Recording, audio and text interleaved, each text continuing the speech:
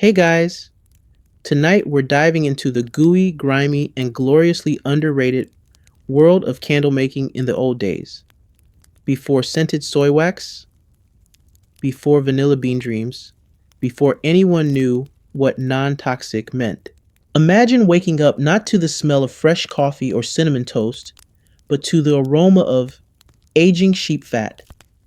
You're lying on a lumpy straw mattress that somehow manages to creak and itch at the same time. Your back protests as you sit up, already covered in a thin film of sweat. It's not even dawn yet, and the room feels like a steamy meat locker that forgot to refrigerate anything. Your nostrils are invaded by the now familiar perfume of boiled tallow. It's a pungent mix of grease, smoke, and something you'd politely call organic decay. You haven't even stepped into your workshop yet, and already your lungs are filing complaints. The candle shop is attached to your home. By attached, we mean there's a rickety door separating your sleeping quarters from a room that's seen more smoke than a medieval tavern during dragon season. And that smell? It doesn't stay on one side of the door. It haunts your linens, your clothes, your hair, even your dreams, if we're being honest. You splash your face with cold water from a clay jug. It's supposed to help wake you up. Instead, it just reminds you the water hasn't been changed since last Tuesday. A little floating something drifts across the top, like a ghost of hygiene past. You don't have the luxury of breakfast first. The fat has to be stirred. Always the fat. Tallow waits for no one, especially not you. So you shuffle into the workshop, dodging the low hanging beams that have claimed more than a few foreheads over the years. The floor is slick, the air already warm, and your apron, if it can still be called that, is a wax stained rag held together with sheer spite and two hopeful stitches.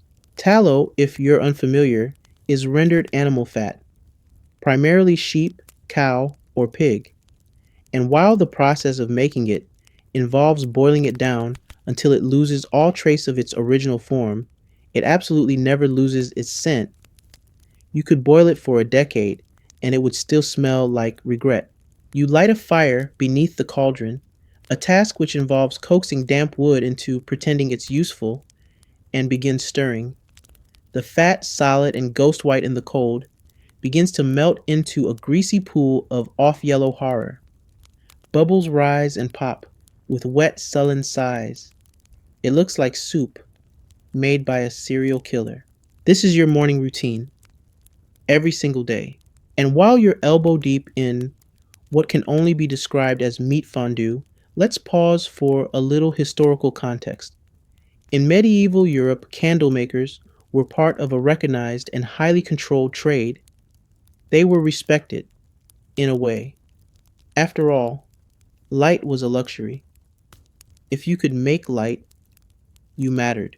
Unless it was beeswax, then you didn't matter at all. See, beeswax candles were reserved for churches, nobles, and people who wore actual shoes indoors.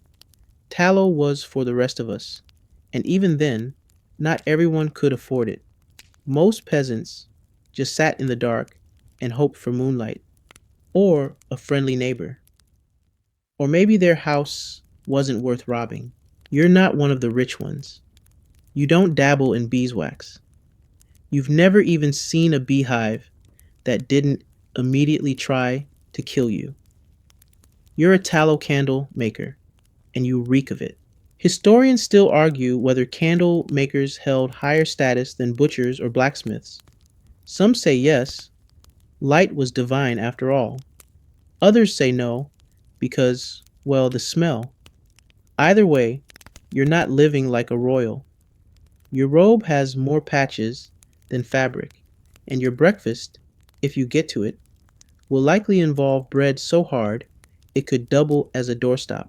You pause to wipe your brow, but your sleeve just spreads the grease around. That's fine. You'll be sweating again in 5 seconds. The workshop has no chimney. The windows are slits. The smoke has nowhere to go, so it clings to the ceiling like a moody spirit with a grudge. You check the tallow. It's melting nicely, which is to say, it looks like someone microwaved lard inside a haunted boot. Perfect. You'll need to skim off the top layer, where all the gunk rises. This is called purification, though nothing about it feels remotely pure, more like cosmetic surgery for animal fat. And just as you get into a rhythm, the cat walks in. Of course, not your cat. No one knows where it came from or why it insists on sleeping on the wax molds, but it's been around for months. You named it Blister, for reasons that should be obvious. Blister hops onto the table, knocks over a mold, and flicks its tail through a pool of warm tallow. You say nothing. There's no point. You've lost control of your life, and Blister knows it. You sigh, stir, skim, and try not to pass out from the fumes. This is your life now. The workshop, the fat, the fire, and the stench that lives in your nose rent-free. You make light, but your world is perpetually sticky, smoky, and vaguely cursed. Now dim the lights, maybe turn on a fan for that soft background hum, and let's ease into tonight's journey together. You've been awake for less than an hour, and already you smell like a mixture of meat stew and wet socks, left behind in a tavern basement. Welcome to your workshop, or as it's known among your peers, the pit. It's not the kind of space you'd proudly show off to dinner guests. Not that you have dinner guests, or dinner, some nights. The candle making room is cramped, low ceilinged, and has the visual charm of an abandoned blacksmith shop. One wall is half stone, half hope. The other is where all the wax spills have settled into strange geological formations. Your main equipment? A large, soot-caked kettle, a wooden stirring paddle the size of your thigh, and a collection of wax molds that range from rustic to possibly haunted. There's no ventilation, unless you count the gap under the door where stray dogs occasionally wander in looking for leftover sweet. By mid-morning, the space turns into a steamy wax dungeon. The temperature rises with the fire, the walls sweat, and so do you profusely. You could actually wring your tunic out by noon and collect a small puddle of pure despair. Every surface is sticky, every tool coated in a layer of wax and failure. Now let's talk fat math.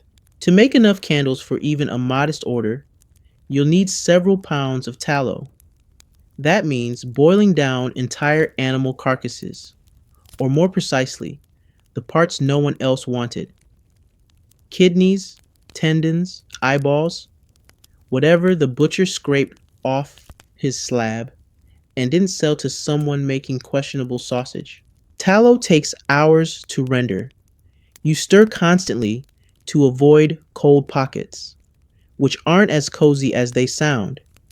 They're lumps, gritty, congealed bits of whatever that didn't melt all the way. Let one of those slip into a candle, and you've got yourself a product that smells like a warm meat pie and burns like betrayal. And there's the smoke. It wafts up in lazy, gray curls, coating the rafters in soot and giving your lungs something to do besides oxygen. You cough at least 3 times an hour, but gently, so the cat doesn't leave. It's in this inferno of melted fat and existential dread that you begin dipping wicks. Hand-dipped candles take patience.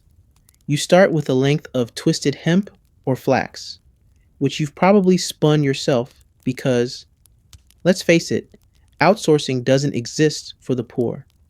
You dip the string into the hot tallow, lift it out, let it cool for a few seconds, then repeat. Again, and again, and again.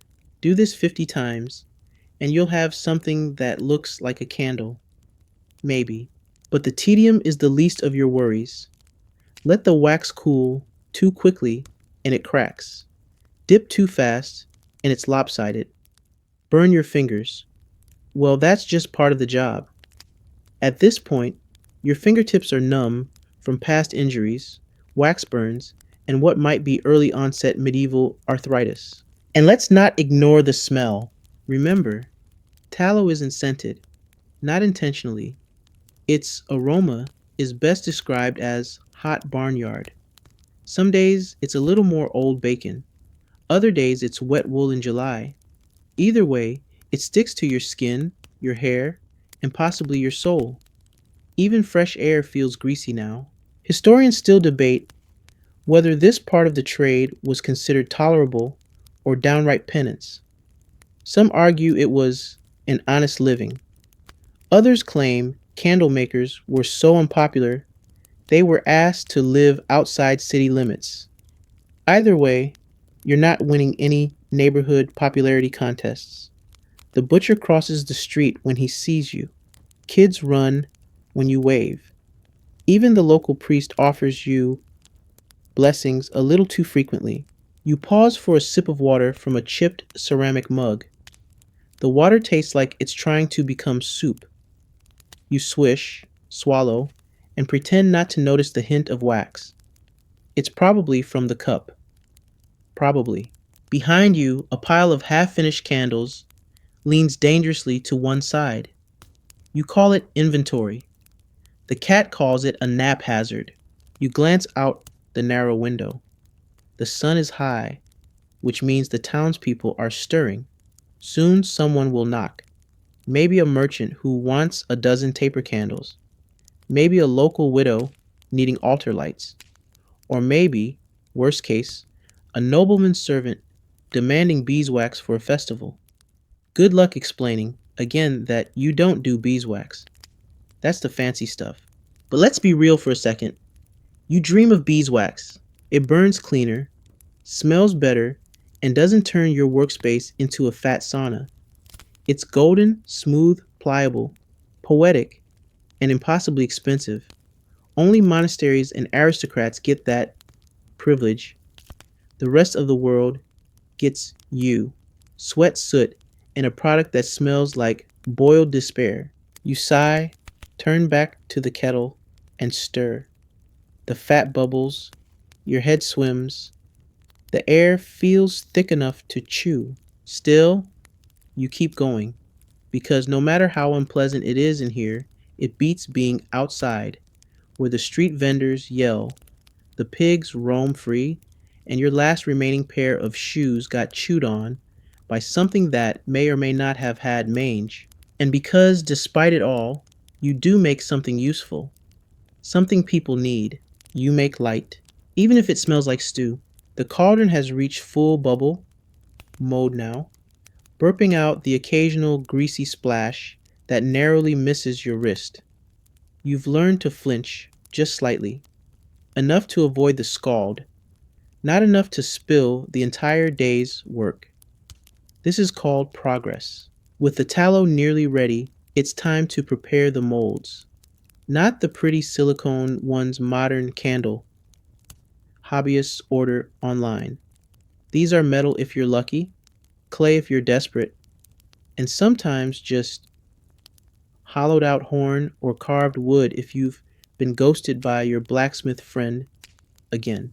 You line them up on a warped table that sags in the middle like it's giving up on life.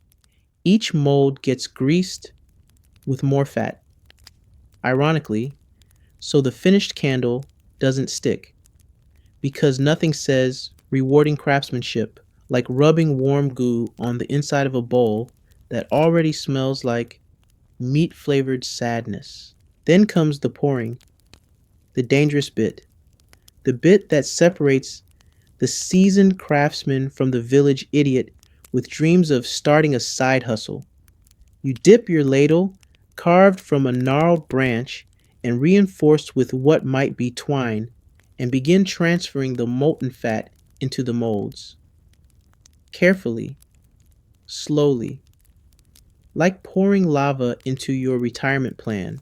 The steam rises in lazy waves, curling around your face, leaving behind a fine sheen of waxy moisture.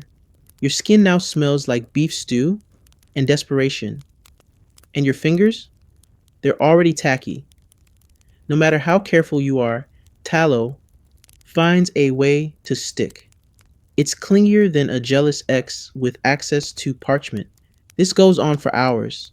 Pour, cool, reheat, refill.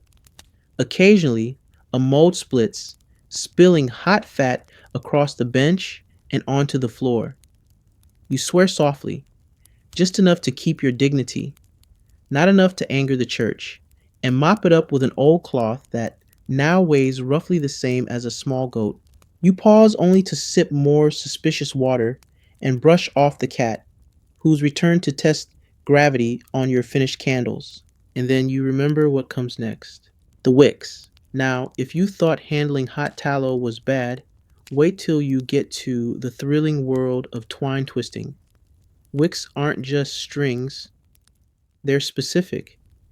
They need to be absorbent, strong, and not prone to burning up instantly like a fuse on a cartoon bomb. You use flax, or hemp if you can afford it. Sometimes just scrap fibers from clothing that died bravely in the line of laundering. You twist the fibers by hand, wetting them slightly, then pulling them taut across your lap. If you're lucky, it only takes a dozen tries to make a wick that doesn't unravel like your patience. Spinning these things is hard on your fingers. Calluses help. So do fingerless gloves, if you're fancy. But more often than not, you end up with little rope burns between your knuckles and wax stuck under your nails. You gave up having clean hands sometime last November. Historians still argue whether wick preparation was done solely by candle makers or pawned off on apprentices and wives. Some guild records show entire families involved. Others suggest wick duties rotated among the least popular workers. In your case, that's also you. Once they're ready, you string the wicks into the molds, making sure they're centered. That way, the candle burns evenly. If they're off kilter, the candle will sputter, lean, and possibly drip wax like it's sobbing uncontrollably, which, let's face it, feels metaphorically appropriate. After several failed attempts, you nail it. You have a tray of candles cooling on the bench, looking vaguely like chubby, greasy carrots. You take a moment to admire them. Your one small victory. You don't smile. You haven't smiled since last Candlemas. But you nod. The craftsman's nod. A sacred, wax-coated affirmation that something today went moderately okay. Then someone knocks at the door. You flinch. Not from fear, just habit. Candle customers are unpredictable. Some are friendly. Others are wet, muddy, and convinced that 5 candles, stubs, and a fistful of onions count as fair trade. You wipe your hands on your apron, walk to the door, and crack it open. A cloaked figure stands there, holding out a basket of sweat and a note written in what looks like chicken footprints. You squint. It's an order from the church. Again, 40 altar candles by Sunday. Beeswax preferred, tallow accepted, if it doesn't drip like last time.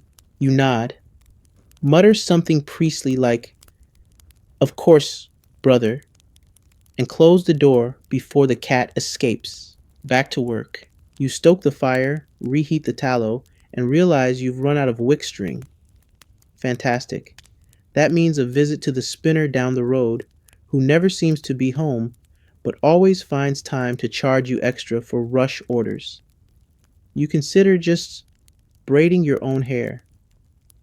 Again, as you wrap your sore hands with a strip of cloth and head out, you wonder, just briefly, what it would be like to not make candles, to be a baker, a shoemaker.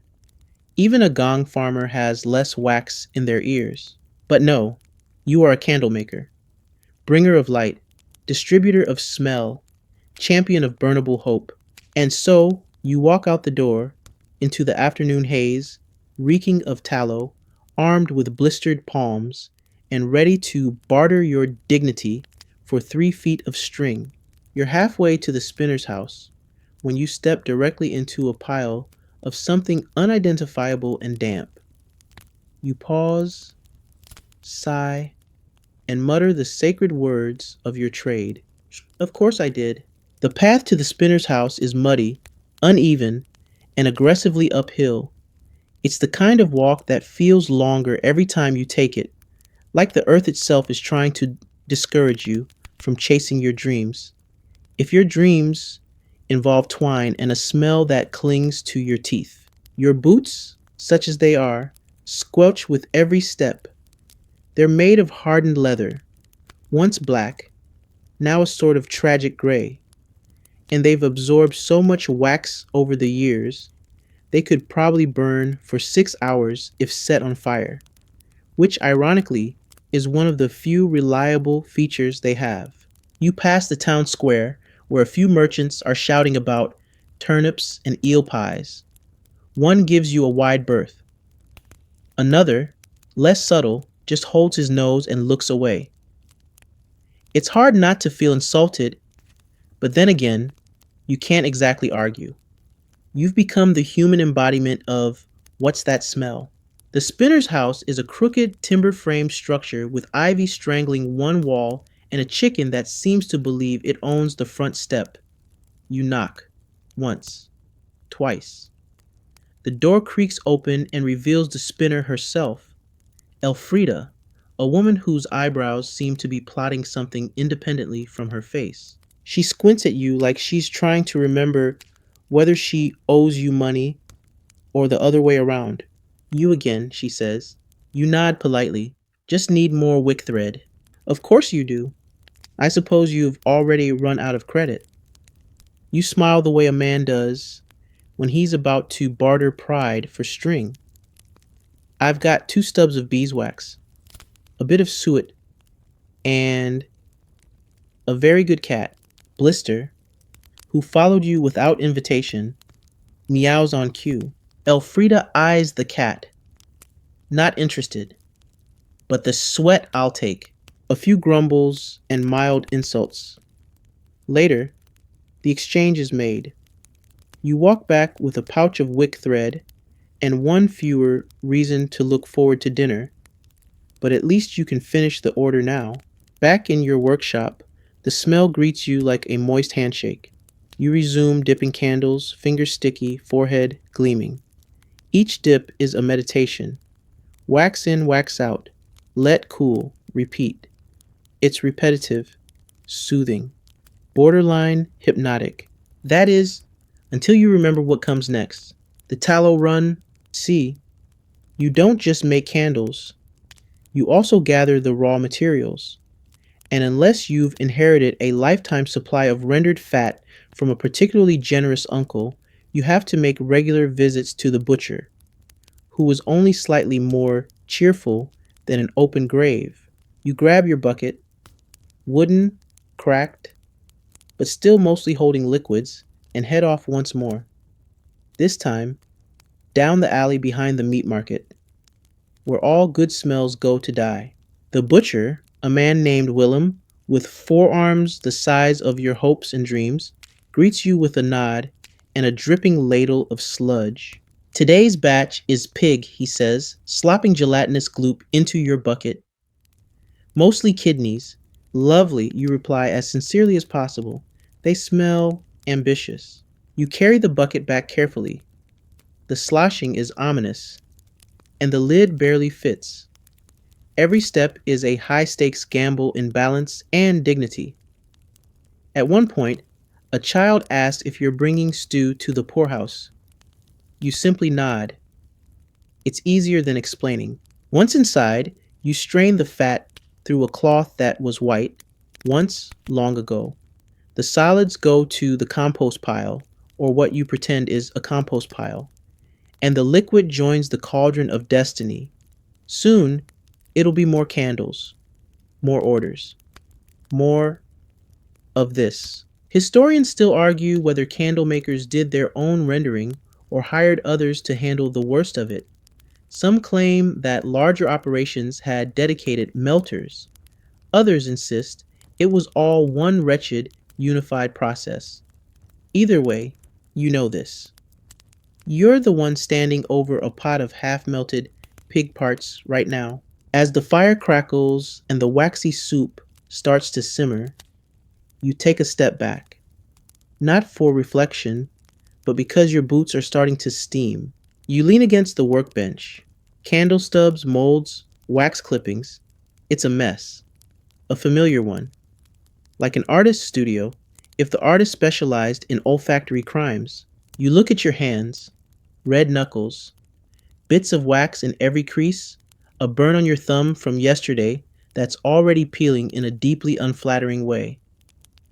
And under your nails, a mysterious mixture of dirt, fat, and possibly regret. You're not glamorous, you're not rich, but you are, technically, a maker of light, and that has to count for something. Even if the only thing that really shines in your life is your forehead. You're halfway through pouring the next round of candles when you realize something horrible. You've run out of patience. Not materials, not molds, not wax or wicks, just the will to continue existing inside a room that smells like hot bacon, breath, and disappointment. But there's no time for crises, because today is delivery day, which means you must transport your finished candles, tender, soft, still slightly warm, from your sweat cave to the market stall, without dropping, denting, or melting them on the way. And all while navigating cobblestone streets with the grace of a hung-over goat. You wrap each candle in strips of cloth, reused from old tunics, some with mystery stains, some with mystery holes, and stack them carefully in a wicker basket that definitely once belonged to someone's grandmother. Then you take a moment to consider your life choices. That moment passes, you step outside and immediately regret it. The sun is out, and by sun, we mean a large burning orb sent specifically to test candle integrity. Your candles are sweating already, just like you. By the time you reach the square, you're glowing like a roast chicken, and your candles are dangerously close to fusing into one glorious lump. You find your tiny booth wedged between a fishmonger and a woman yelling aggressively about socks. Neither is good for business. You arrange the candles, trying to look like someone who takes pride in their work and not someone one blister away from a dramatic outburst. A few townsfolk wander over, eye the prices, then eye the candles, then walk away. One whispers, "Tallow." You try to smile, but it comes out more as a grimace, like someone trying to pass a polite cough and a sneer at the same time. A boy stops at your stall. He picks up a candle, sniffs it, and promptly drops it. Why does it smell like my uncle's boots? Because your uncle's boots probably stepped in my profit margin, you think, but do not say. Instead, you nod sagely and mutter, "Traditional blend, very rustic." Eventually, a baker's wife buys 6 stubby tapers for half what they're worth and throws in a slightly moldy scone. You accept with the silent resignation of someone who once bartered for lint and lost. As you sit behind your stall, fanning yourself with a warped bit of parchment, your mind wanders to a better life. A quieter life, maybe farming, maybe book copying, maybe pretending to be a monk and living off root vegetables. But no, you are a candle maker, a tallow-wielding, wax-splattered, socially uninvited master of molten animal parts. Historians still debate whether candle makers participated regularly in local markets or worked exclusively through guild contracts. Some claim they were respected tradesmen. Others suspect they were tolerated in the same way You tolerate a neighbor who plays the flute badly at midnight. Just then, a nobleman's servant approaches your stall. You sit up straighter. Your shoulders try to square themselves, but mostly crack instead. I need candles, the servant barks. Clean burning, no drip, and none of that common stench. Beeswax? You ask. Already knowing the answer, he waves a hand as if swatting a fly made of debt. Of course, beeswax. You swallow a bitter chuckle. Then I suggest you try the monastery. He sniffs. They're out. I'll pay extra. But I want them today. You look down at your basket of glorified fat crayons and consider your options. Make fake beeswax candles, risk guild wrath, or disappoint a noble and potentially be whipped with a velvet glove. You choose the most reasonable option, stall. They need time to set. Come back at sundown. He grumbles, throws a coin your way, and storms off. The coin bounces off your table and rolls into a puddle, where it will remain until you feel emotionally prepared to retrieve it. You pack up early.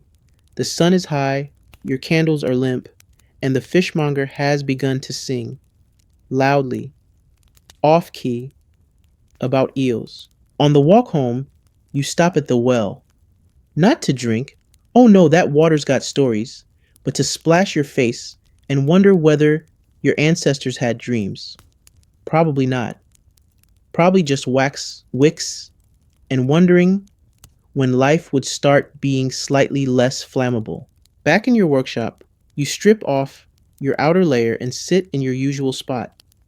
A crooked stool that's one bad decision away from splinters. You eye the remains of the morning's batch. Several candles, cracked from cooling too fast. One that's leaning like it's trying to escape. Another with a hair, a full human hair, running through the middle like it was added for flavor. This is fine. This is your craft. You try again. You boil the tallow. You stir the pot. You dip the wick.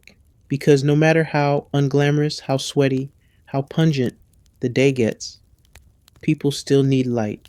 And unfortunately, for your nasal passages, you know how to make it. Back in your dim workshop, the fire crackles and pops as if mocking your return. You throw another bundle of kindling into the hearth, not because the room needs more heat, but because the tallow must stay molten. It's less about lighting the world and more about not having your day solidify into one big greasy block. As the fat resumes its gentle boil, you glance at the ceiling beams, now thoroughly smoked. Some of them are so coated in soot they resemble licorice sticks left in a chimney. You wonder briefly if anyone has ever just set their entire workshop on fire and walked away into the woods. Not you, of course. You have bills and neighbors who'd absolutely steal your molds before the fire even hit the roof. Speaking of bills, it's time to trim your wicks.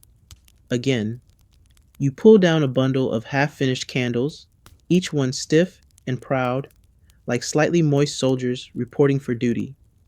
With a pair of shears dulled from years of defiant wax crust, you begin snipping the wicks to size. It's oddly therapeutic, like giving haircuts to very quiet, very greasy clients. Then it happens. You hear a knock, followed by a cough that somehow manages to sound both polite and condescending. You already know who it is. The church. Again, you open the door to reveal Brother Alric, a man who smells faintly of incense and constant judgment.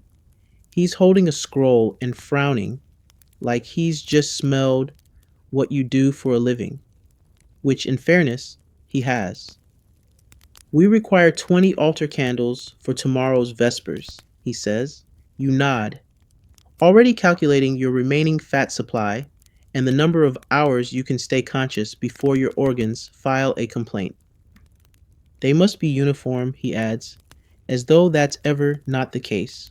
You smile, the way people do when they're dying inside. Of course, brother. He hands you the scroll. It lists exact measurements. burn times, and purity standards. You squint. Didn't realize I was producing holy relics. He doesn't laugh, not even a smirk, just blesses you on the forehead and leaves. You rub the tallow stained spot he touched, and for a moment consider whether candle making could be rebranded as a form of penance. It would certainly explain the smell.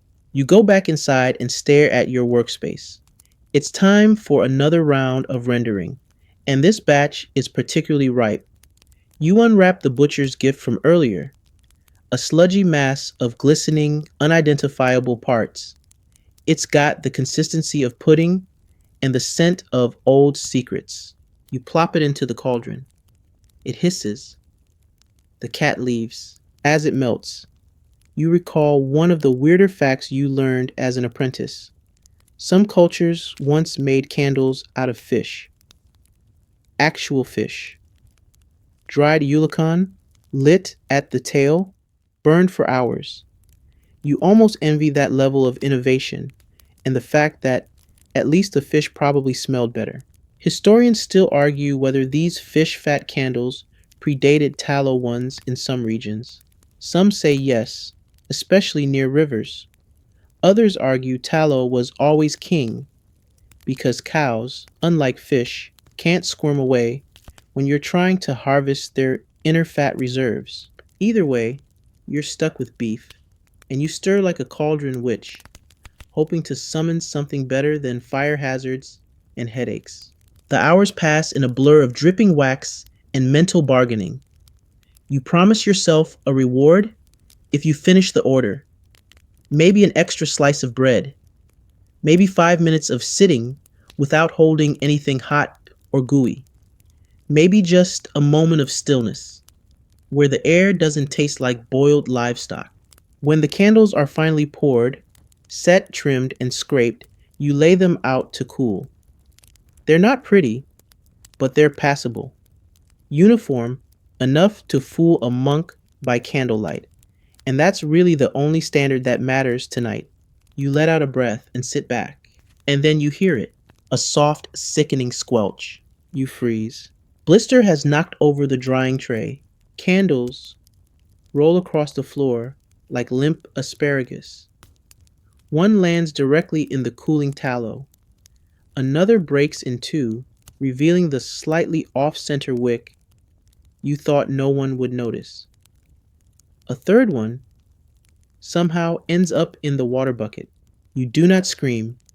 You just stand there, arms limp, face blank, soul slowly leaving the building. The cat looks at you. You look at the cat. Neither of you blinks. Finally, with the calm of someone who's seen too much, you begin cleanup. One candle at a time. The broken ones go into the reject pile, which now looks suspiciously like the actual order pile. The rest, back into the molds.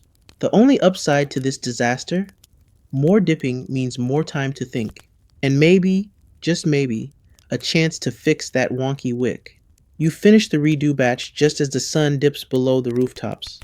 Candlelight flickers across the room, some from your creations, some from a nearby street torch that's just close enough to make you nervous. As you collapse onto the stool, your knees creak like poorly oiled hinges, and your spine hums with that special kind of fatigue reserved for peasants and overambitious goats. But you're done. The candles are ready. The order is fulfilled, and your cat still loves you. You think, morning comes not with sunlight, but with smoke. The hearth never fully died out, and now your workshop smells like someone grilled regret on a wood fire. You sit up, blinking through the haze, and immediately step on a cold stub of wax. Nothing wakes the soul quite like tallow between the toes. Today you're delivering to the church. Again. But this time, you're armed with your finest candles, each one carefully molded, double-dipped, wick-trimmed, and nervously sniffed for scent compliance. You've even wiped the bottoms clean. Presentation matters after all. You wrap the order in old linen scraps, tuck the bundle into a basket, and brace for the uphill walk to holy judgment. The church sits on a rise at the edge of town, a beautiful stone building with soaring arches, colorful glass, and absolutely no appreciation for how much your shoulders hurt. As you walk past the market square, a few familiar faces nod at you: the fishmonger, the baker, the lady who never buys but always asks if candles come in rose petal. No, ma'am, they come in barn floor or barn fire. That's your scent catalog. The sun is bright today, too bright. Your candles begin to soften at the edges before you're halfway to the gate. You fan them gently with your sleeve, whispering to them like a desperate parent at a school recital. Just hold it together. We rehearsed this. You reach the church doors. Brother Ulrich opens them with the solemn grace of someone who has never stepped in pig fat barefoot. He peers into the basket. These are the altar candles? Yes, you say, with the weary pride of someone who hasn't slept without dreaming of melting. He picks one up, inspects it. He turns it. He sniffs. You hold your breath. He nods. Acceptable. You do not collapse in relief, but only because your knees won't permit sudden movements anymore. He hands you a small purse of coins, all copper, none shiny, but real. Then he says, "We may need more for All Saints." You nod, trying not to mentally calculate how many animal organs that order will cost. As you turn to leave, you pass Sister Agnes, who gives you a look that can only be described as gentle disapproval laced with pity. She gestures to your hands. "You should soak them in vinegar. Helps with the burns." "Thank you, sister," you say. But you know vinegar just adds a new layer to the aroma symphony you carry. Sweat, soot, and now salad dressing. Back at your workshop, you count the coins.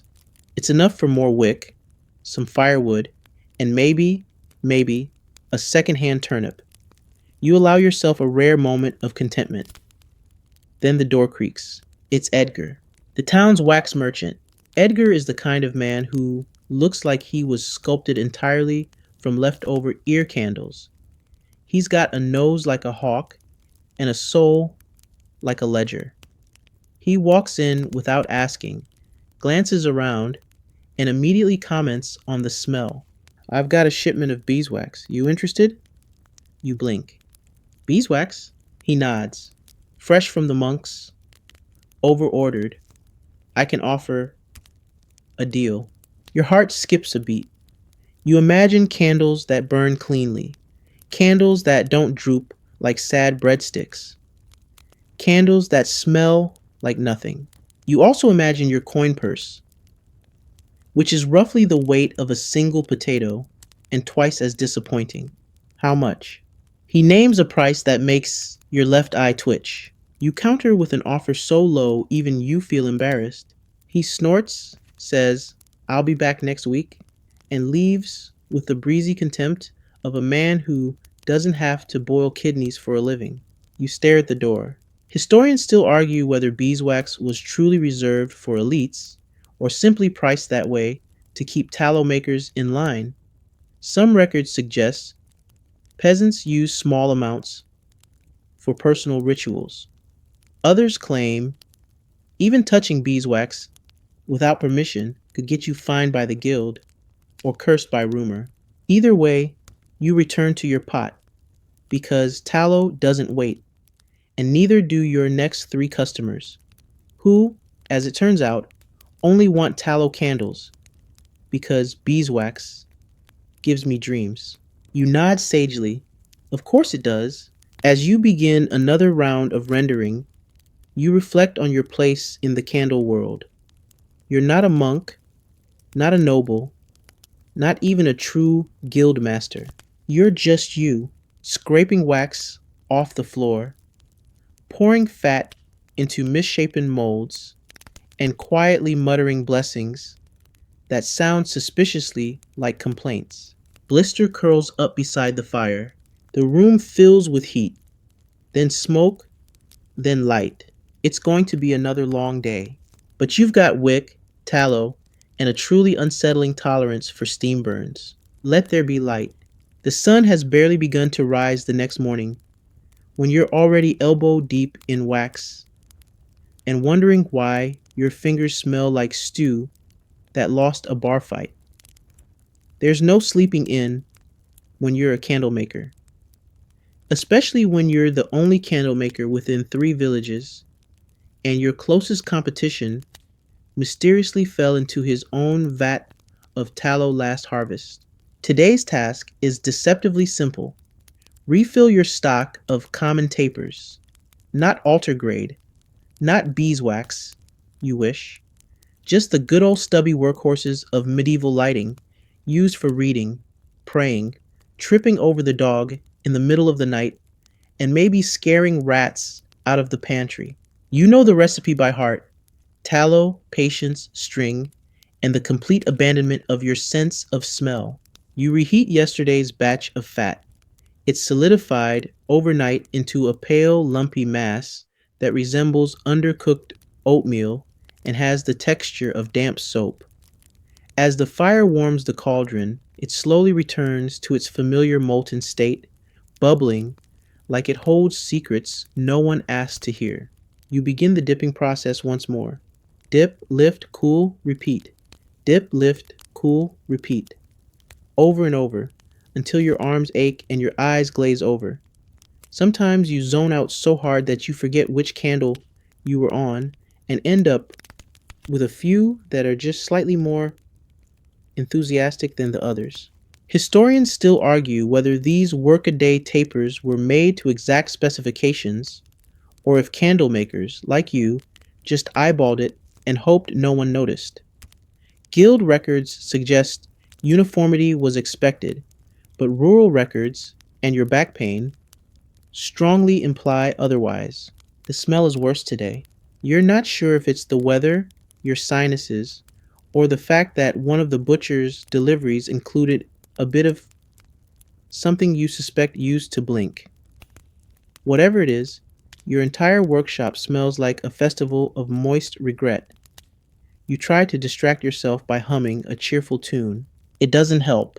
Blister walks in, sneezes twice, then leaves again. Even the cat has limits.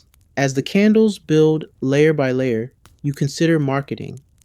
Not that anyone called it that back then, but you're always thinking about how to move more product. You tried carving decorative ridges once. No one noticed. You tried adding crushed herbs to improve the aroma. A widow told you it smelled like her husband's feet. Now you just focus on functionality. A candle that burns. That's it. No flare, no frills, just illumination. One greasy drip at a time. And oh, the dripping. These candles don't burn clean. They don't burn straight. They don't burn quietly either. Each one weeps like a tiny wax mourner, leaving trails down the sides, pooling into lopsided blobs, and setting fire to an alarming number of hymn books over the years. You remember one customer who swore the candle whispered to her in Latin. You assured her that was just the airflow, but she insisted it predicted her cousin's divorce. It did, which is probably why she now buys in bulk. As the batch cools, you set about cleaning the workshop, which mostly involves shifting piles of old wax, scraping hardened drips from the table, and trying not to trip over Blister, who has returned to reclaim his mold-shaped nap throne. You glance around at your surroundings. Soot-stained walls, crooked shelves, a collection of broken molds you will fix one day. Maybe. Probably not. The air is dense, the light is dim, and the smell indescribable in polite society. But you know this space. It's yours. Every scorch mark, every lump of wax, every mysterious stain, your legacy. You've built something here, even if it's a little sticky. Suddenly, the door bursts open. It's a child. Gap-toothed, wide-eyed, and completely unbothered by the sensory assault in your workspace. My mom says we need one of your long candles. The ghost won't leave. You blink. The ghost? He nods solemnly, keeps knocking the soup spoon off the wall. Mom says it's 'cause of the dark. You hand him a taper and try not to laugh. Tell your mom to light this and say 3 nice things about her soup. He runs off with the candle like it's made of magic. Maybe it is. Maybe, somehow, these grubby little grease sticks are magic. They scare ghosts, light prayers, help children feel brave in the dark. Or maybe people are just very gullible in low lighting. Either way, you watch him disappear down the alley, candle clutched tight, and for a moment, you feel something in your chest. Not pride, you're not that dramatic, but maybe a quiet sort of warmth. The same kind your candles give, imperfect, flickering, but just enough to see by. You turn back to the bench. Another batch waits, always does. You wake the next day with your face pressed to the workbench and a candle stub stuck to your cheek. It takes a few seconds to remember why you're sleeping next to your own inventory, and then you spot the empty mug beside you and remember, you ran out of firewood, and the workshop was the warmest place left. That's the thing about being a candle maker. Sometimes your own product is your only source of light, warmth, and emotional support. You light one now, just to cut through the morning gloom, and immediately regret it. The smell is robust, bold, with notes of regret, gravy, and something faintly barnyard. You stretch, and every joint pops like a chorus of roasted chestnuts. Your hands are stiff, waxy, and slightly swollen, standard symptoms of another hard week of dipping, trimming, and silently questioning every decision that led you here. Today you've got to prepare for Candlemas. It's not for another week, but the orders are already pouring in faster than your wax. The church wants 70 altar tapers. The blacksmith's wife wants 2 dozen that won't sputter. A traveling merchant has requested a romantic pair that don't smell like boiled socks, so no pressure. Candlemas, as you well know, is one of the busiest and most profitable days of the year for your kind. A religious festival with a deeply practical core. Everyone needs candles to bless, burn, and hoard for the next season of long freezing nights. Historians still argue whether Candlemas had pagan origins or was purely a Christian creation. Some say it evolved from Roman torch festivals. Others claim it was always about Mary and purification. You just know it means backaches and big orders. You set your priorities. Render more fat, clean the molds, prepare extra wick. You haven't done laundry in weeks, but priorities are priorities. The rendering begins anew. This time, you're working with a particularly chunky batch of sweat. It comes from a cow that, based on smell alone, did not die peacefully. The tallow is thick, yellowish, and reluctant to melt. You prod it with a stick until it finally gives in. While it boils, you clean the molds with a metal scraper that's seen better days. Each mold has its quirks. One leans, one leaks, one occasionally whistles, which you've decided to just accept as part of its personality. You make a mental note to commission new molds, but you know you won't. Not unless someone pays double, and no one ever does. You pause to rub your temples. The constant heat is starting to get to you. Your vision goes a little fuzzy. You reach for the water jug and take a long, questionable sip. It tastes slightly like wax. You decide that's probably normal. Blister appears, as always, when the fire is at its hottest. He weaves between your legs, knocking a small candle off the bench. You step around the wax puddle and mutter something about cats being agents of chaos. You finish a tray of 10 candles, neatly lined up and cooling. For a moment, you feel a spark of satisfaction. They're straight, they're firm, they might even burn evenly. Then you remember you have 70 more to go. You dip, cool, trim, dip, cool, trim. Your arms ache. Your neck is on strike. You've developed a new blister, ironically not the cat, and your thumbprint has been replaced by a permanent wax pattern. You take a break. Sit by the doorway. Watch the people pass. One woman stops and waves. "Do you have anything festive?" she asks. You blink. "They're all fire." She blinks back. "With scent?" You want to scream, but instead, you hand her a candle and say, "It smells like tradition." She buys two. As you return to your bench, you wonder how other candle makers survive this season. Maybe they have apprentices. Maybe they have better cauldrons. Maybe they have hope.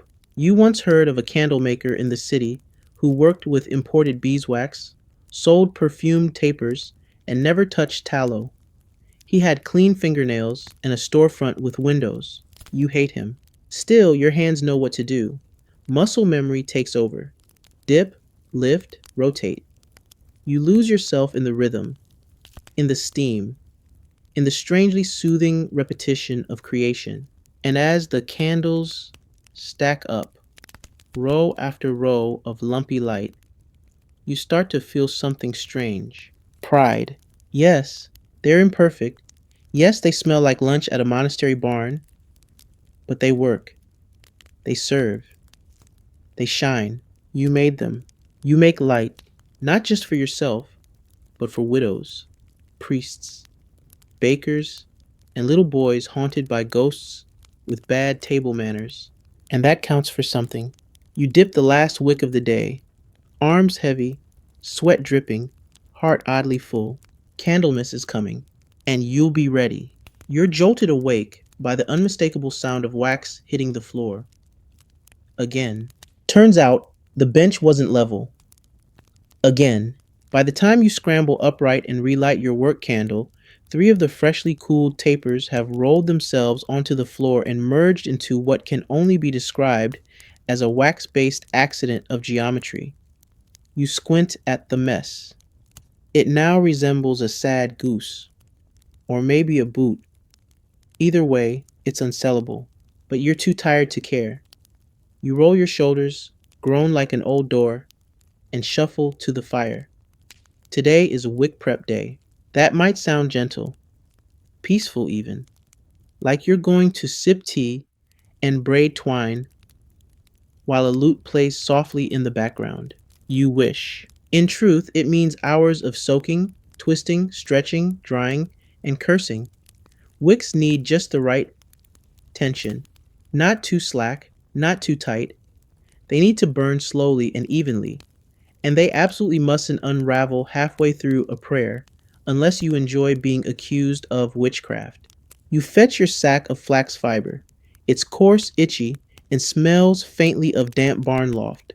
You run it through your fingers, testing for knots and rot. Then you sit, plant your feet, and begin twisting. It's hypnotic work.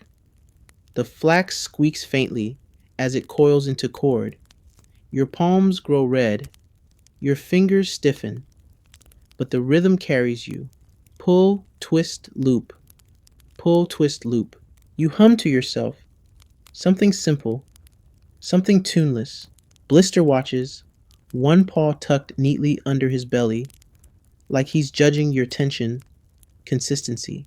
Historians still argue whether wicks were bought pre-made or twisted by candle makers themselves. In guild towns, pre-spun wick might have been a luxury, but out here, where chickens roam freely and your bath schedule depends on rainfall, you make do. Halfway through the pile, your back begins to protest. You pause, stretch, and knock over a full spool of finished wick. It unravels in glorious mocking silence across the workshop floor. You whisper something extremely unholy and begin gathering it back up, one sticky coil at a time. Later that day, just as you're laying the finished cords out to dry, a knock taps at your door. It's not the usual knock, not Brother Alric's curt rap or the baker's wife's overly familiar pound. This one is hesitant. You open the door to find a thin young man with ink stained fingers and a scroll poking out of his satchel. A scribe. My master requests a dozen candles for copying work, he says, eyes flicking over your soot stained apron. You nod, already mentally adjusting your formula. Copying candles have to burn clean, low drip, long life. By Friday? Of course, he hands you a sealed note in a coin pouch. It's heavier than expected. You glance at the seal. It's from that household. The one with the two towers and the pet raven that screams Latin. Insults. You thank him. Politely. Then you close the door and do a little dance that consists mostly of foot tapping and quiet wheezing. A well-paid order. From someone literate. Who wants functional light for actual work? Not just blessed ambiance. It's a good day. You set the pouch on a shelf, well out of reach of curious paws, and get to work. You prep a special tallow mix, filtered twice through cloth, then reheated with a pinch of salt to reduce smoke. An old trick you learned from your grandfather, who once claimed it was how kings got their bedtime reading done. You pour slowly, reverently, into your best molds. The good ones. The ones that only leak if you stare at them too hard. You set the candles by the window to cool. Then you sit back, exhausted, sweating, but vaguely triumphant. And you think this is what it's about. Not just light, but use, purpose. Someone, somewhere, is going to write something important by your candlelight. A prayer, a law, a love letter, a grocery list. Who knows? Historians won't record your name, but they might record what was written beside your flickering flame. And honestly, that's enough. Blister hops onto your lap. You stroke his waxy fur with waxy fingers. The two of you stare into the fire, both squinting from the heat, both too tired to move. Outside, night falls. Inside, light glows. Not beautiful, not clean, but enough to see the truth of things. And the truth is, you're a candle maker. Still standing, still glowing, still weirdly sticky. The next morning greets you with frost on the window and a sharp, smoky tang in the air. The kind that says, hey, your chimney might be clogged, but let's just keep going and see what happens. You rise from your hay-stuffed mattress with a grunt, limbs stiff, and only partially convinced you're still a human being and not some candle-shaped golem carved from soot and pork grease. Today's task is simple, terrifying, but simple. Deliver the scribe's order. You wrap the 12 candles in layers of linen like precious eggs. They're smooth, even, and, miracle of miracles, don't smell like a barn floor. These are your finest, your Mona Lisas, your wax-based magnum opuses. You don't even let blister near them. Bundled up in your thickest wool, mostly to protect the candles, not yourself, you begin the trek to the manor. It's uphill, of course, and there's a breeze so sharp it feels personal. But you trudge on, basket clutched to your chest like a newborn with a flammable diaper. The manor is impressive. Towering walls, actual windows with glass, and a gate that creaks, like it was designed specifically to intimidate. A steward greets you with one raised eyebrow and a nose that probably hasn't smelled tallow since birth. Delivery? He asks, like he's uncertain whether you've arrived or escaped. You nod and present the basket. He peeks inside, sniffs, not approvingly, and disappears without a word. You stand outside, trying not to shiver or swear, until he returns with a sack of coins and a surprising phrase. The master says, "Good flame, minimal guttering, acceptable." You nearly cry. You don't, but nearly. You take the money, nod like you're someone who gets compliments daily, and march back home with frozen toes and the faintest puff of pride in your chest. But pride doesn't last, because when you return, you find your apprentice, who you explicitly told not to light anything, hunched over a bucket fire in the workshop, roasting a beet and melting your entire wax reserve in the process. You don't scream, you breathe deeply. In through the nose, regret; out through the mouth, resentment. After a firm lecture, a confiscated beat, and a few minutes alone to mutter at your tools, you salvage what you can. A few pounds of tallow remain, but you'll need more, which means it's time for another tallow run.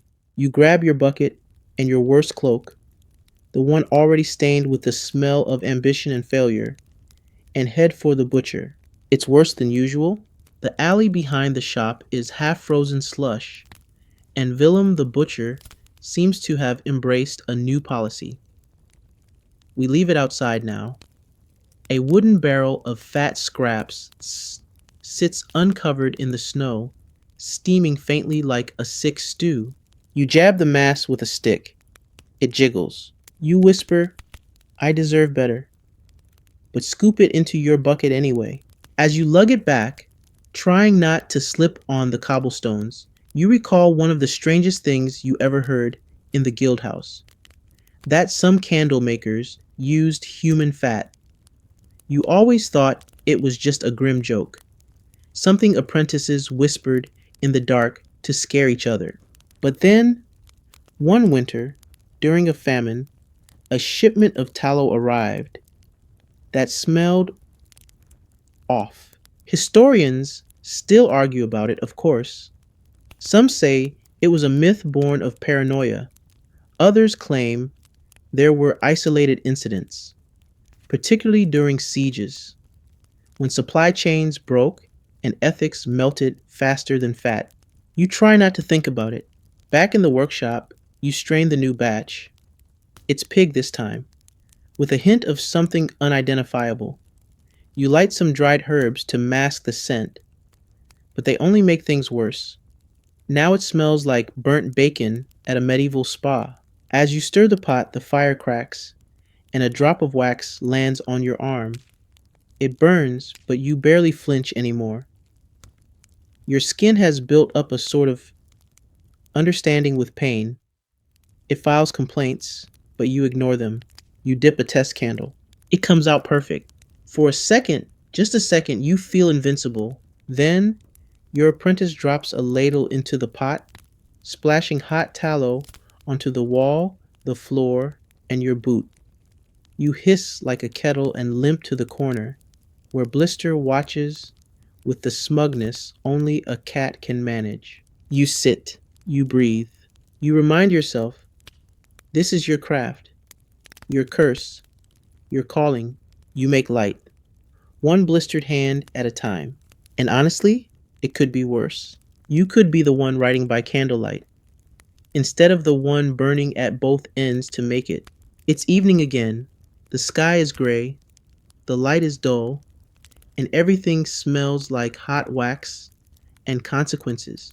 You're sitting on your stool, trying to coax the last bit of tallow from the bottom of the pot without burning your eyebrows off, when you hear two things that make your blood curdle: the town crier's bell and the phrase, "counterfeit candles." You freeze, ladle in mid-stir. You've heard rumors, hushed conversations in the alley, whispers in the guild hall. Some unscrupulous artisans, if you can even call them that, have been passing off inferior wax as quality goods, mixing animal fats with flour or chalk, painting tallow, candles to look like beeswax. One even dared to use resin and pigment, which you suspect was less craft innovation and more, he probably licked too much lead. And now someone's been caught. You rush to the square, still wearing your apron, and join the crowd. There, in front of the stocks, stands poor old Osbert, the town's least favorite candle vendor, mostly due to his fondness for cheating and his unfortunate body odor, which rivals your own after market day. He's shouting, "It was only a little chalk." No one even noticed. A bailiff reads the charges: deceptive trade, wax adulteration, candle misrepresentation. Honestly, you didn't even know that last one was a thing. The crowd murmurs, scandalized. One lady gasps like she's just discovered her curtains are fake velvet. You shuffle backward, suddenly very aware of the 7 slightly wonky candles cooling in your own shop, and wonder if your trimming standards would hold up to legal scrutiny. Historians still argue how common candle fraud was in the Middle Ages. Some records show entire guilds formed just to enforce purity standards. Others suggest most people couldn't tell a beeswax taper from a rolled up cheese stick, especially once it was burning. But guild or no guild, reputation matters. And yours, grimy, stubborn, oddly fragrant, is at least honest. You return to your workshop with renewed determination. You sharpen your trimming knife. You double filter your next batch. You inspect every mold like it owes you money. You will not be the next Osbert. Later that night, after scrubbing wax off the walls and your arm and blister, you sit with a mug of warm ale and let yourself breathe. The window is cracked. Cold air slips in, brushing your face like the ghost of a breeze that used to matter. You think about how long you've been doing this. Years? Decades? Your whole adult life, probably. You never really planned it. No child dreams of becoming a master of animal byproducts and burn rates. But here you are, and despite everything, the burns, the smells, the aching joints, the complete lack of anything remotely glamorous, you're good at this. Your candles burn true.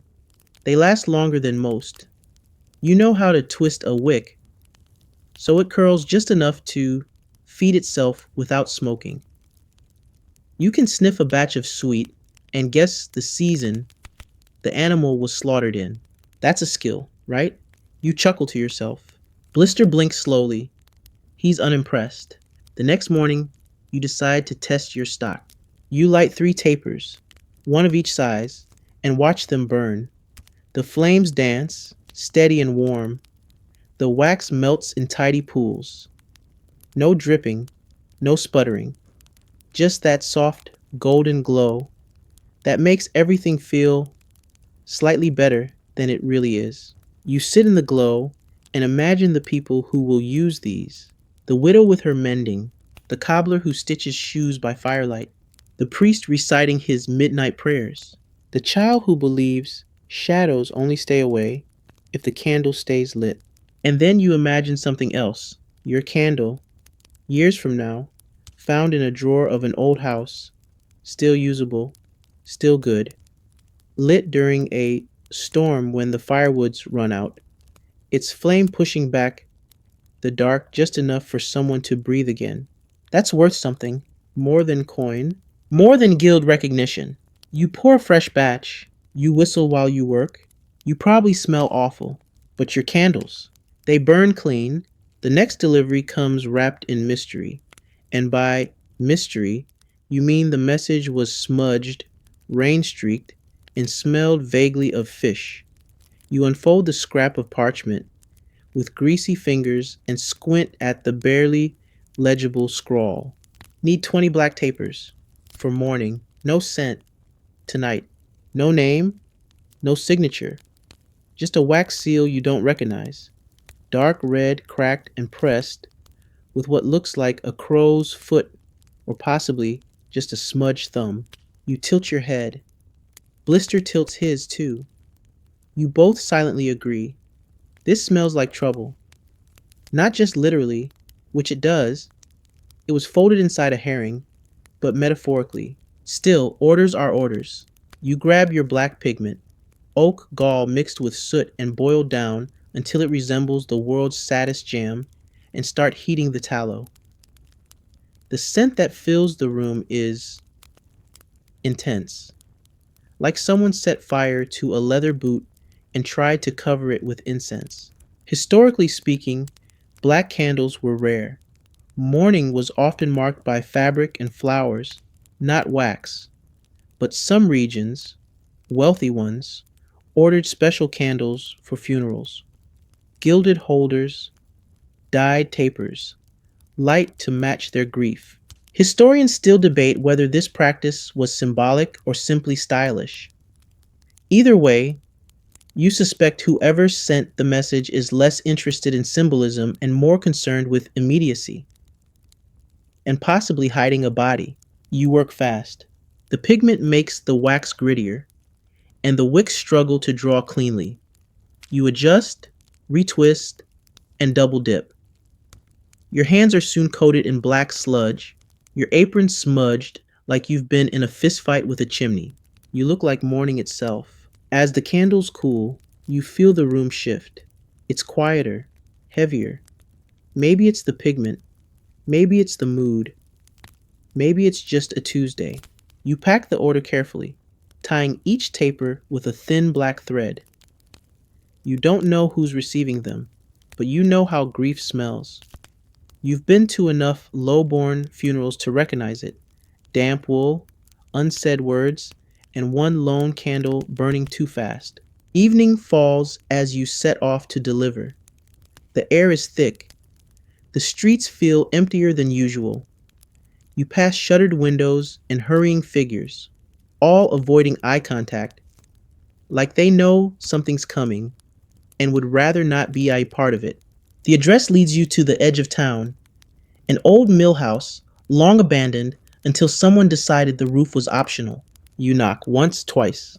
A hand reaches out, takes the bundle, leaves a pouch of coins. No words, no faces. You walk away quickly. You don't count the coins until you're back in your workshop. They're all there, plus a small silver piece you've never seen before. Foreign, flat-edged, stamped with a bird that's definitely not local. You tuck it in the back of your drawer. Maybe you'll use it to buy beeswax. Or maybe you'll bury it in the yard and pretend it never happened.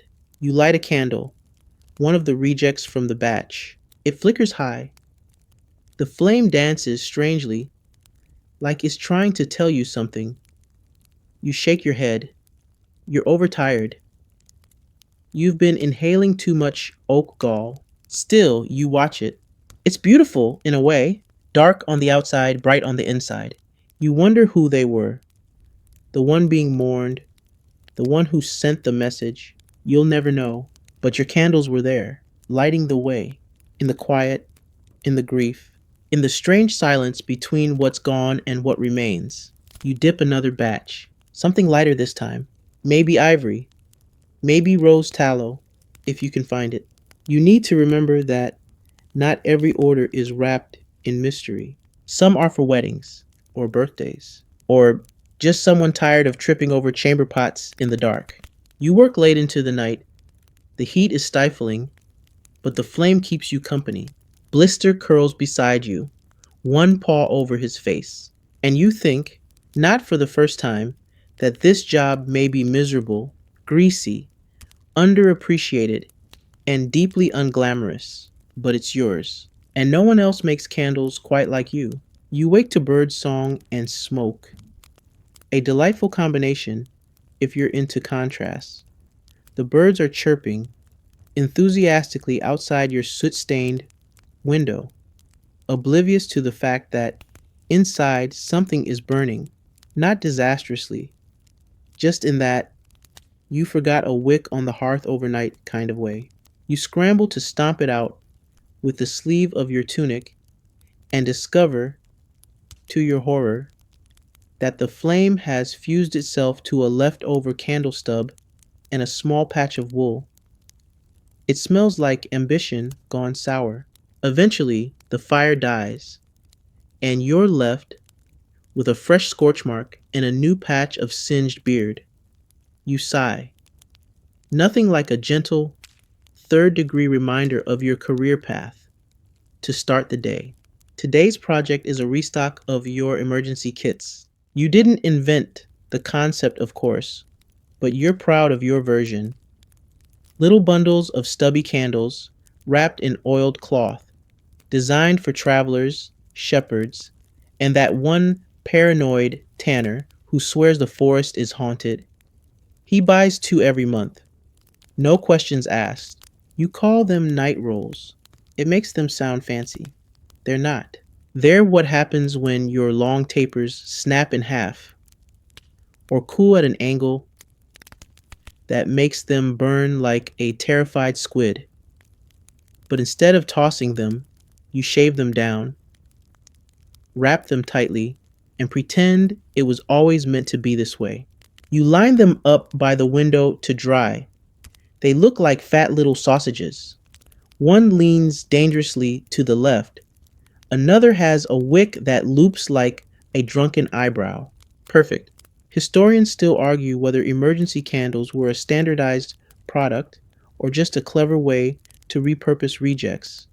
Some guilds had no tolerance for subpar goods. Others encouraged creative reclassification. You proudly fall into the latter camp. As you work, a messenger stops by, barely a teenager, out of breath and clutching a wax-sealed note. From the apothecary, he wheezes. You break the seal with a wax-coated fingernail and scan the neat script. Need light for patient examinations. Must be smokeless. No scent. Small flame. Payment in ointments or compresses. You raise an eyebrow. Payment in ointments? You glance down at your hands. One knuckle is cracked open. Your thumb is stained a waxy gray. A salve wouldn't be the worst thing. You scribble a reply. Agree to the deal. Then you begin a batch of medicinal tapers. These are tricky. The wick must be thin, but even. The wax must be filtered so well it could pass for butter. No pigment, no fragrance, no weird flickers that might make a sick person think the plague has finally learned to dance. You boil, skim, strain, filter it through cloth, then again through parchment. You even remove the speck of dirt that somehow always finds its way in, like it's got a homing instinct for failure. The tapers come out smooth, pale, dainty even. You almost feel fancy. You tie them in clean cloth and deliver them yourself. The apothecary inspects them under a magnifying lens, mutters approval, and hands you a pouch of salves that smell faintly of mint and crushed beetle. You're delighted. Later that evening, you try one of the ointments on a burn that's been threatening to unionize. It stings, then cools. Your skin stops hissing at you. It's a small miracle. You sit on your stool, wrap your fingers in rags, and light one of your new travel candles. It glows soft and low, perfect for avoiding monsters, reading recipes, or escaping at midnight under dramatic circumstances. You imagine one being used by a thief on the run, or a lover sneaking away from an arranged marriage, or a shepherd convincing himself the goat definitely just made that noise, and it wasn't a ghost. You smile. This work, as grimy and repetitive and faintly flammable as it is, makes things happen. Quiet things. Brave things. Silly things. Life, illuminated one stub at a time. Blister jumps up beside you and curls into a ball. You lean back. Let the candle flicker. Let your eyelids droop. Just for a moment. Just long enough to feel like you've done something. And for now, that's enough. It starts raining just after midnight. You know this not because you checked a clock. You don't have a clock. But because the drip from the corner beam lands directly in your wash basin and echoes like a smug frog. Drip. Drip. Drip. You try to sleep through it. You really do. But once you hear one drip, you hear all of them. The one behind the chimney. the one through the loose shutter, the one that's definitely hitting the back of your neck, which is both deeply insulting and vaguely personal. By morning, everything is damp: your bed, your apron, your wax stash. Even Blister is damp and looks personally betrayed. You mop the floor with an old tunic and light a small taper just to bring a little warmth back into the room. That's when it happens. The candle sputters, then it hisses, then it lets out a sad gurgling noise and collapses into a puddle of waxy despair. You blink. That wasn't supposed to happen. You light another. Same result. It flares, coughs, and folds in on itself like a tragic flan. You sit down, slowly, with the seriousness of someone who just watched their life's work commit spontaneous wax suicide. You start diagnosing. Bad wick? Maybe. Moisture in the wax? Possibly. The humidity? Definitely not helping. You pull out your notes. Yes, you keep notes. A whole book of them, written in messy charcoal scrawl and smudged with 10 different kinds of fat. You flip to the troubleshooting section. There's a helpful diagram titled, "Why is Everything Melting?" with 4 possible answers, and a drawing of a man weeping into a cauldron. You begin testing. You reheat your tallow, dry the molds by the hearth, twist a fresh wick. You pour, wait, trim, pray. You light the test candle. It flickers, stands tall, burns clean. You exhale like you've just dodged divine wrath. Historians still argue whether medieval candle makers recorded their methods in detail or simply relied on oral tradition. Guild members likely had access to scrolls and instruction manuals, but out in the rural mess of survival and improvisation, you were lucky if someone told you which end of the wick to light. You keep your notebook close. It's your real apprenticeship, your scribbled gospel, your wax-stained journal of triumph and failure. Later in the day, a new customer arrives. He's round, damp, and nervously polite. "Do you make ceremonial candles?" You tilt your head. "Ceremonial how?" He fidgets. "You know, for rites." You nod slowly. "Weddings? Births? Seasonal festivals?" He coughs. "More like protective wards." You try not to laugh. You mostly succeed. "Do you want them shaped?" His eyes widen. "Can you?" You shrug. "Depends what you need them to resemble. I once made a candle shaped like a hedgehog for a girl who thought they kept nightmares away." He beams. "Something similar, but with claws." And just like that, you've got a new commission. 3 wax guardians, small enough to carry, fierce enough to keep away whatever's been scratching at the windows. You don't ask further questions. You just reach for your small molds and prepare your thickest wax. You add a pinch of charcoal for color, a twist of rosemary, because why not? And you shape them as requested. Tiny wax creatures with ears, claws, and just enough detail to make someone feel safe. By nightfall, he picks them up with trembling hands. He leaves a pouch heavier than usual. You don't question his need. You just wonder, as you always do, where your candles will end up. On an altar? Under a bed? Melted into a charm? Used for protection? Or just burned out of curiosity? It doesn't matter. Your job is to make the flame. What people do with the light, that's their story. You go back inside, brush the ash off your apron, and sit beside the hearth. Blister stretches across your lap like a furry wax detector. You light a candle. Not for ceremony, not for testing, but just for comfort. It glows, quietly, faithfully, like it was made for moments just like this. And maybe it was. You're halfway through trimming a batch of night candles when it hits you, an ache deep in your lower back that pulses with the rhythm of someone whispering, "You are not 20 anymore." You lean against the table and try to remember the last time you didn't smell faintly of singed animal. The answer, unhelpfully, is never. Today isn't about filling orders. Today is about maintenance. The behind the scenes, unsung, completely unglamorous part of candle making. Cleaning the molds, repairing the ladles, sharpening the trimmers, and evicting whatever small insect colony has taken up residence under the supply shelf. You start with the molds. They're metal, and they bite back. You scrub the soot, pick at the crusted drips, and whisper encouragements like, "If you behave, I'll pretend you're new." One mold in particular, your oldest, your wonkiest, cracks slightly when you press the corner. You stare at it with the sadness of someone watching their favorite shoe fall apart. Blister hops onto the bench, sniffs the mold, and immediately sneezes. Mood. You switch to fixing your ladle, which is more handle than scoop at this point.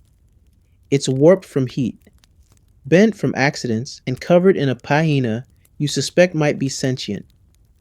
You hammer it gently, then not so gently.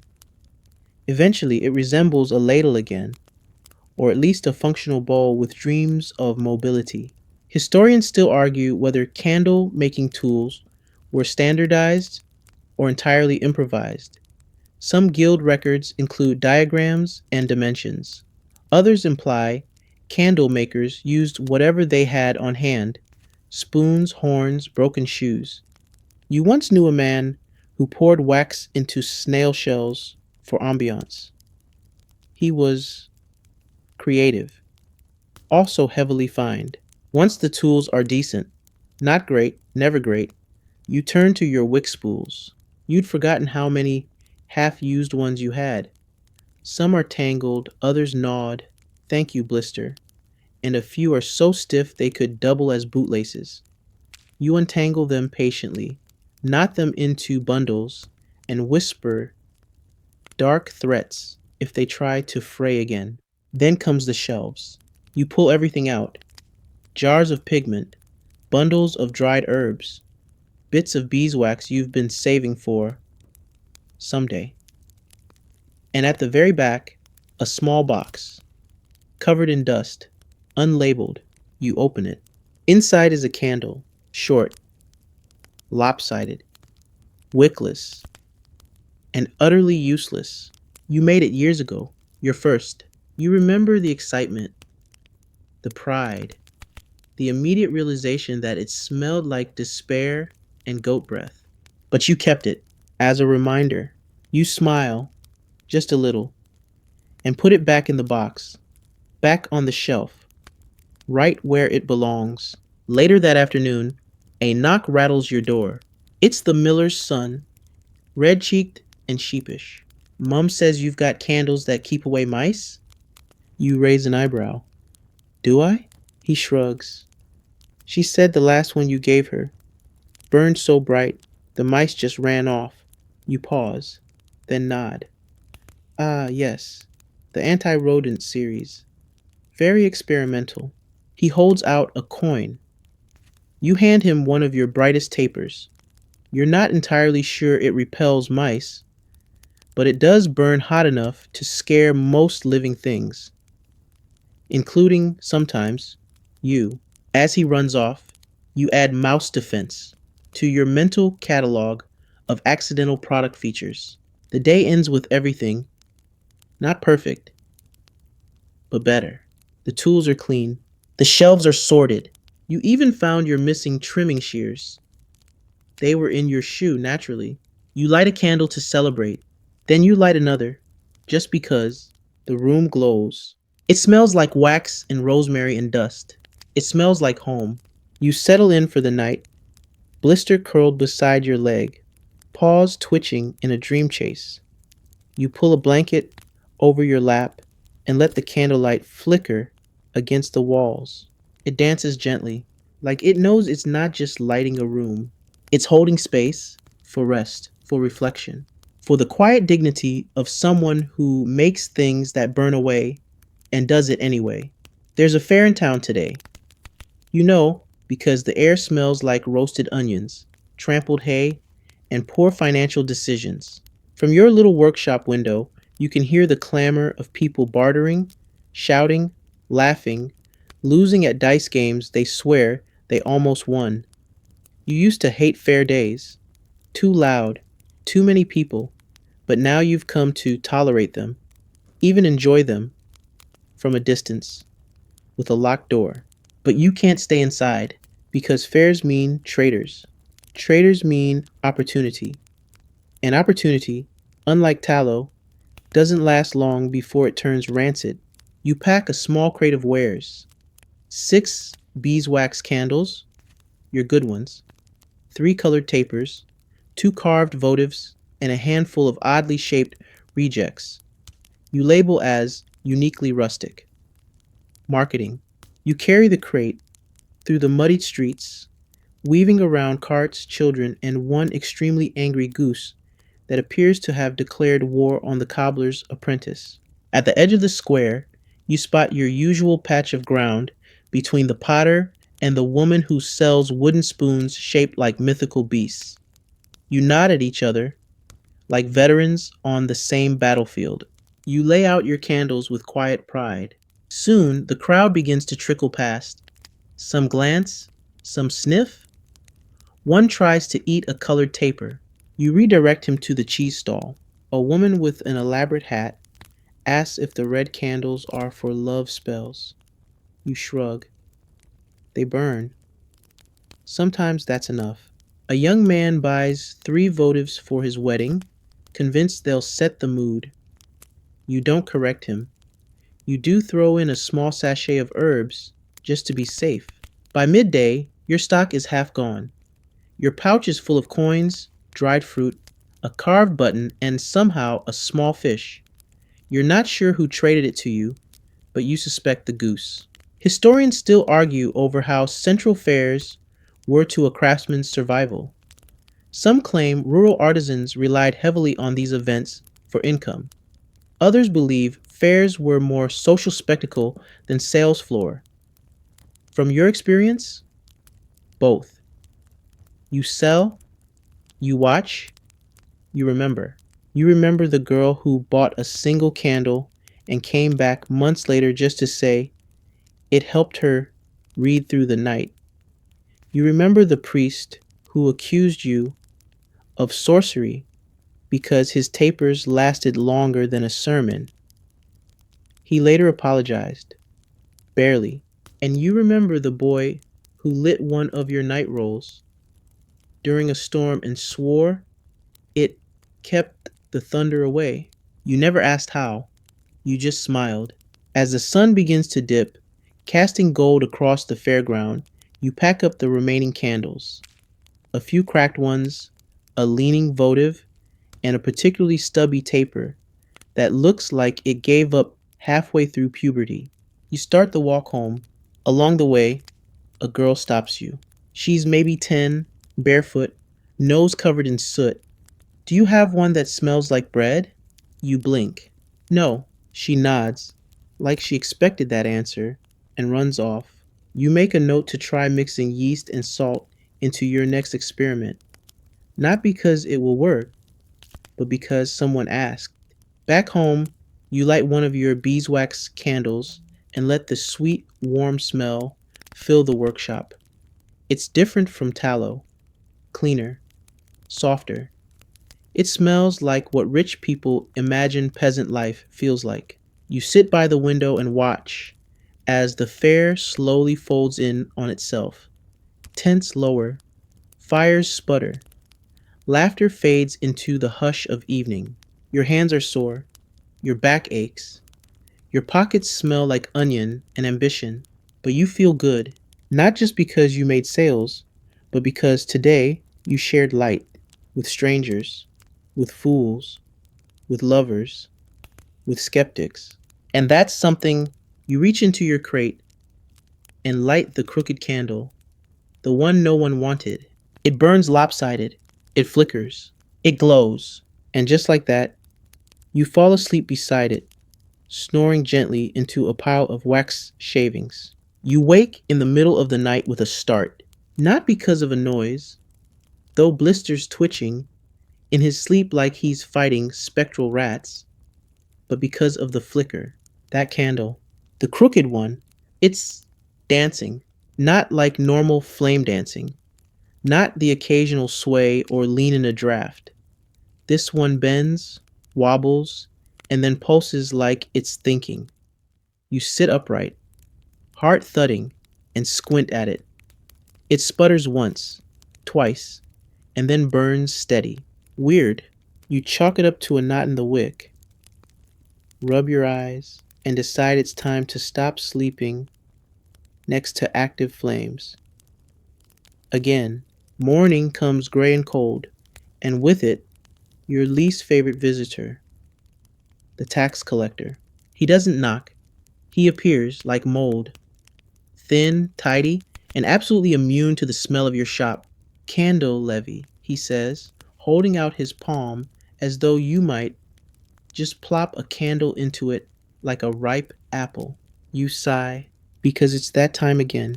The candle levy is an old tradition born of religion, greed, and the firm belief that everything useful must be taxed. For every certain number of candles made or sold, a portion must be set aside for the church, or the Lord, or both, depending on the year. Historians still argue whether this was a form of tithing, trade regulation, or just a clever way to keep peasants from climbing too high on the socio-economic ladder by way of lanterns. You hand him 3 candles and a small wax owl. You miscounted your last batch and had to improvise. He nods, scribbles something on a soot-stained ledger, and vanishes back into the fog, presumably to haunt someone else's livelihood. You stare at the empty spot on the shelf and sigh again. Then you get back to work. Today's project, gutter candles. The irony is not lost on you. After surrendering your best, you now make the worst. Candles meant to burn fast, drip often, and smell only slightly better than wet leather.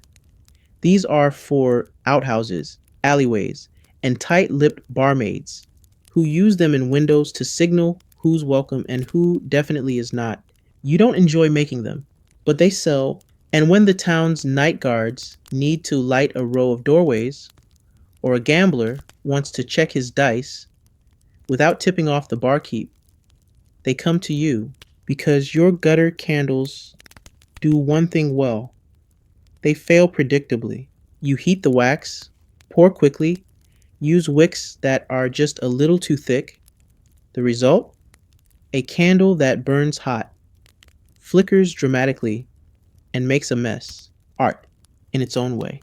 As you finish the batch, your apprentice stumbles in, late and reeking of smoke and cider.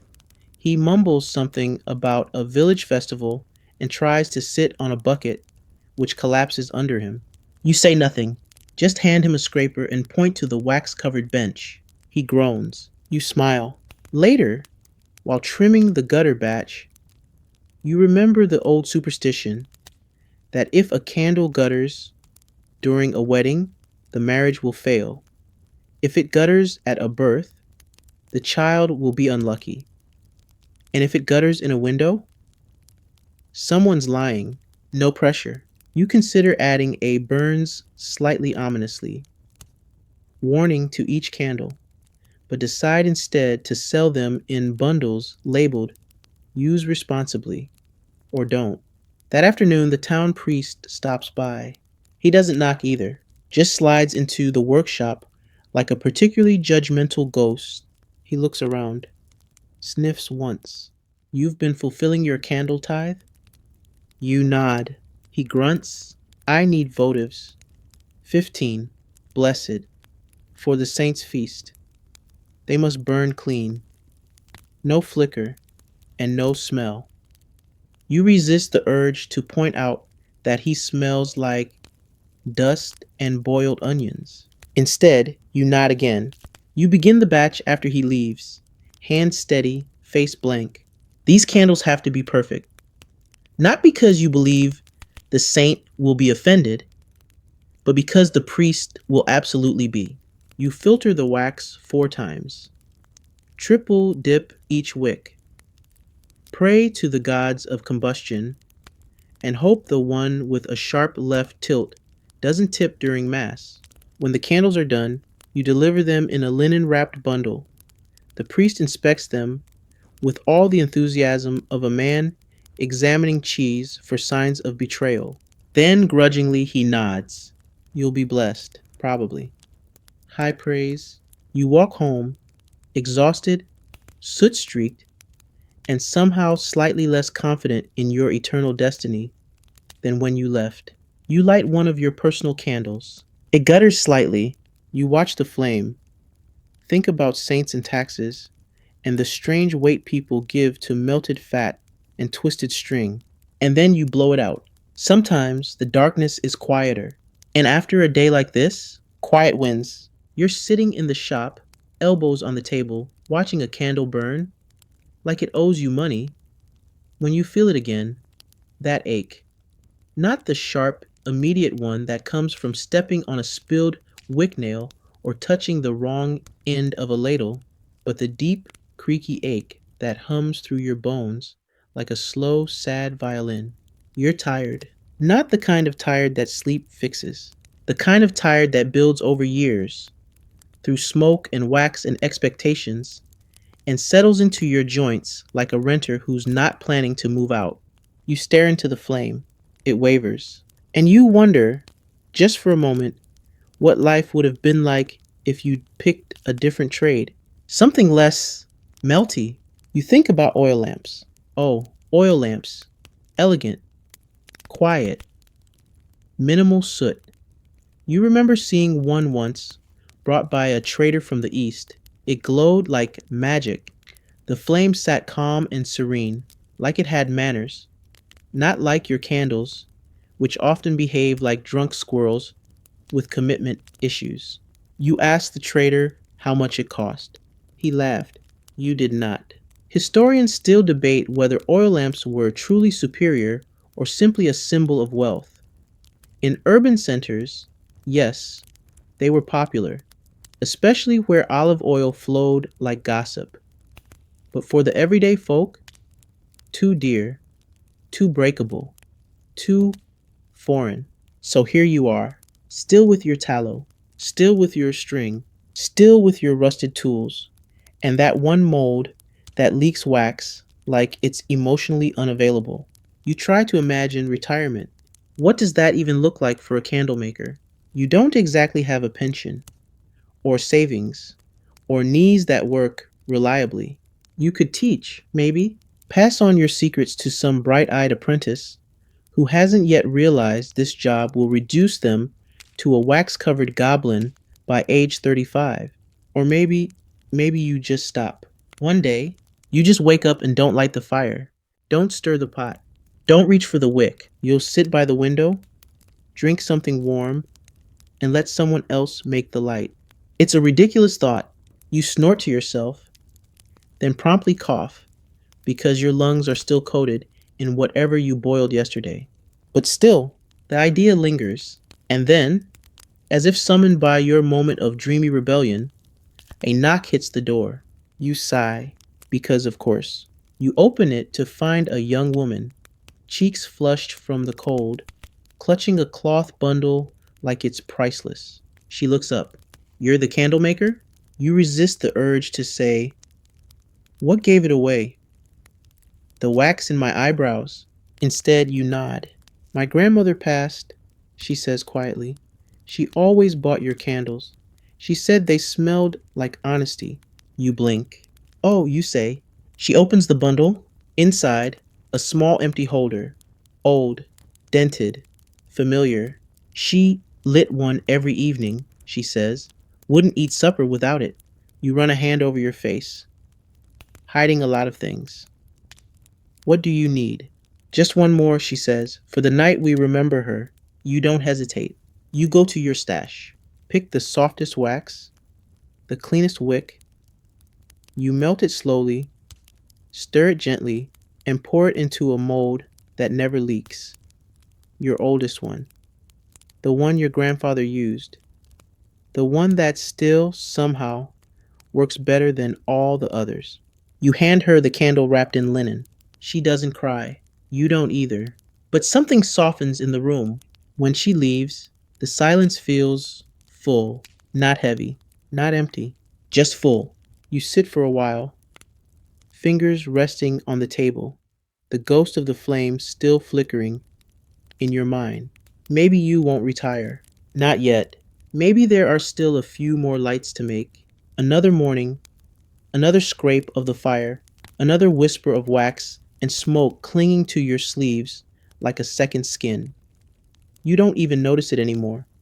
The smell is part of you now, along with the blisters, the soot, and the quiet satisfaction of knowing that somewhere out there, someone is sitting in the light you made.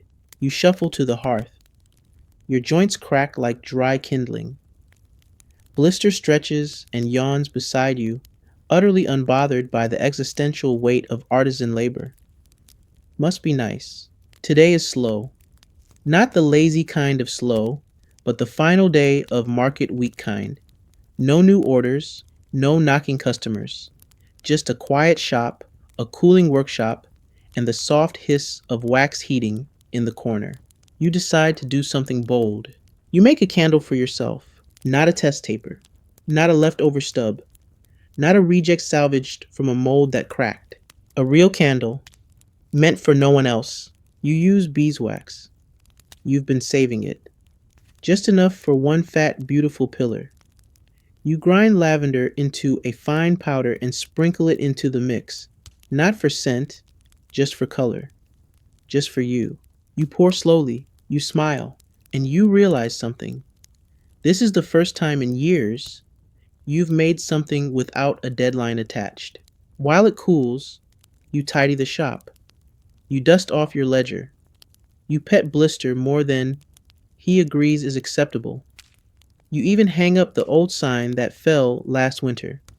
The one that says, "Candles made with care and occasional cursing." By midday, the beeswax candle is ready. You trim the wick. You light it. The flame is calm, golden, quiet. It smells like honey and memory and something like hope. You sit beside it, wrap a shawl over your shoulders, and sip broth from a chipped mug. Outside, the sky darkens. A storm's coming. You hear it in the wind, in the slow rattle of shutters. But in here, it's warm, still, bright. You think of all the places your candles have gone. Banquets, births, gravesides, guild halls, love letters written by flickering light, prayers whispered in the dark, secrets confessed in glowing corners. And for all the soot and toil and aching wrists, you've made something that mattered. Not permanently, but deeply, fleetingly, brightly. That's enough. As the rain begins to fall, you blow out the candle. Not out of habit, but with ceremony. You watch the smoke curl and vanish. You feel no regret. Just a slow breath. Just the quiet. You gather your things. Place the candle back in its dish. Watch Blister leap onto the shelf and knock over 2 spools of wick with absolutely no remorse. You laugh. And it's the soft kind of laugh, the kind you'd forgotten was still hiding in your chest. The day ends not with noise or orders or accidents, but with calm. And that's rare. That's gold. You fall asleep in your chair. The hearth flickers low. The shop is silent. And outside, the world spins on, just a little brighter. And now, as the storm gently drums against the shutters and the last wisp of beeswax smoke curls through the rafters, you let yourself ease into the quiet, the kind of quiet that only comes after a long day of making something. Imperfect, yes, but made with care. You feel the weight leave your shoulders, the stiffness drain from your fingers, the warm ache of work well done softening into something gentler. Your breathing slows, your thoughts drift. You can almost hear the gentle crackle of the hearth. Feel the soft brush of the cat's tail as he circles your chair, demanding space and attention, and then promptly ignoring you. The last candle flickers once, then steadies. Its glow fades to a memory, soft and golden and barely there, just enough to hold on to, just enough to remind you that in the darkest times, someone somewhere made light, and that someone might have been you. So rest now. Let the wax cool. Let the tools sleep. Let the quiet settle into your bones like a warm blanket and the whisper of lavender. And if you dream, may it be of soft hands, calm fires, and candles that never flicker. Sweet dreams!